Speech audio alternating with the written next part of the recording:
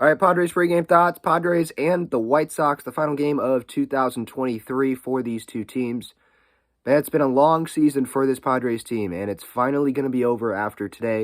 It's a little bit sad, obviously, because we were wishing that this was just like the start of something big.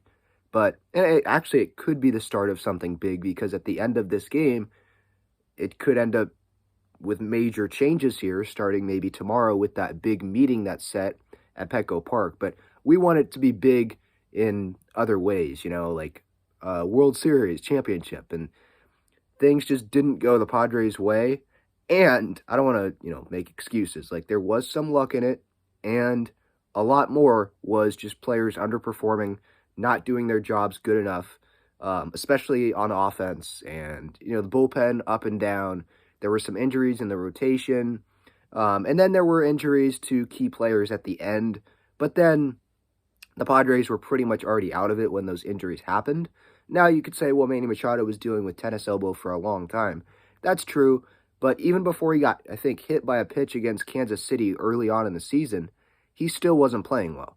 And maybe he was dealing with tennis elbow then, or I think he was dealing with like a back injury or something early on. I remember hearing something about that. He just doesn't like talking about injuries.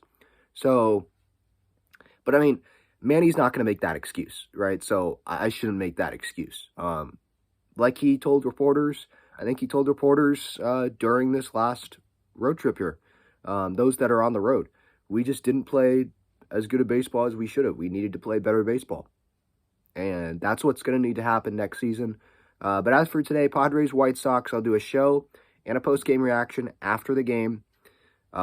Game 162, all of the games should be starting at around the same time. Some start at like 12:05, some start at 12:10. Obviously, with the Padres, it doesn't matter because they don't have to look at any other team. But I think the AL West, either AL West or final, AL West, because the Mariners are done, I believe.